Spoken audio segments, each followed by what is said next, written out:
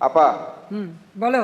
কুমিল্লা আপা কুমিল্লার নামে আপা কুমিল্লা কোন নাম দেবো না আমি? কুমিল্লা আপা দেবো না। কুমিল্লার নামে না আপা কুমিল্লার নামে আপা সারা কুমিল্লার আমি মানুষের কুমিল্লা হৃদয়ে নামে আপা। দেবো না, কারণ তোমার এই কুমিল্লা নামের সাথে মোস্তাকের নাম জড়িত, সেজন্য আমি দেবো না। কুমিল্লারই তো আপা মোস্তাকের কুমিল্লা না কুমিল্লা নো, দিন না আমি দেবো না তো বললাম।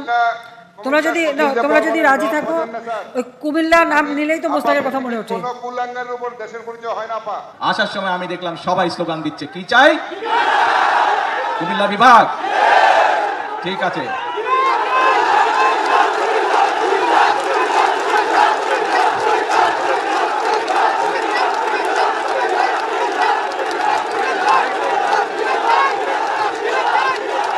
কথা শুনতে হবে তো, কথা না শুনলে কেমন করে হবে? কথা কি বলি শুনতে হবে তো মনোযোগ দিয়ে। এই দাবিটি যদি জনগণের দাবি হয়ে থাকে, ইনশাল্লাহ তাহলে সেটির বাস্তবায়ন হবে। বিসমিল্লাহির রহমানির রহিম। কেমন আছেন প্রিয় এলাকাবাসী, প্রিয় মুরব্বীবর্গ, মা বোনেরা, প্রিয় দলীয় নেতাকর্মী ভাই বোনেরা, আসসালামু আলাইকুম। যতটুকু আমার মনে পড়ে, আমি আসার পরে চিন্তা করছিলাম, পরে দেখলাম সুমন সাহেব আর ইয়াসিন সাহেব ওনাদের বক্তব্যে কথাটা বললেন। সুমন সাহেব বললেন যে এই মাঠে 2001 সালের নির্বাচনের সময় আমি এসেছিলাম, সেদিন বোধহয় পুরো বড়ুরাতে 8 থেকে 10টি জনসভা করেছিলাম, এবং শেষ জনসভাটি খুব সম্ভবত আমি এই মাঠে করেছিলাম, সেটি ছিল সন্ধ্যার পরে, তাই না? সন্ধ্যার পরে ছিল বোধহয় মন্ত্রী সাহেব, রাত্রি 11টায় ছিল সেই জনসভাটি। সেই জনসভা শেষ করে পরে আমি ঢাকা ফেরত গিয়েছিলাম। তো এখন কথা হচ্ছে, আসার সময় তো আপনাদের দাবি টাবি শুনলাম, আপনারা যে দাবিগুলা করছেন শুনলাম।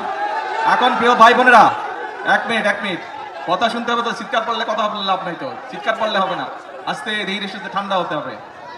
এখন এই যে আজকে তো আমি কোথায় যাচ্ছি জানেন? বলেন তো কই যাচ্ছে? চাঁদপুর। কেন যাচ্ছে? খাল খনন। আর কি? হ্যাঁ, ফ্যামিলি কার্ড। তার মানে 1 খাল খনন, 2 ফ্যামিলি কার্ড। আচ্ছা ভাই কোন তো, এই খাল খননের কথা কবে বলছি আমরা যে খাল খনন করব? নির্বাচনের আগে।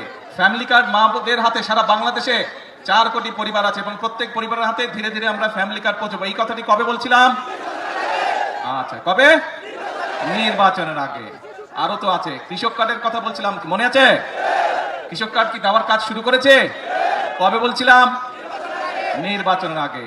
তারপরে এখানে আসার সময় দেখলাম বিভিন্ন মসজিদ মাদ্রাসার ইমাম সাহেবদের, খতিব সাহেবদেরকে, তাদের ব্যাপারে একটা কথা বলছিলাম। বলেন তো কি বলছিলাম? আমরা বলছিলাম তাদেরকে আমরা সম্মানের ব্যবস্থা করব। সেই কাজও আমরা কি শুরু করেছি?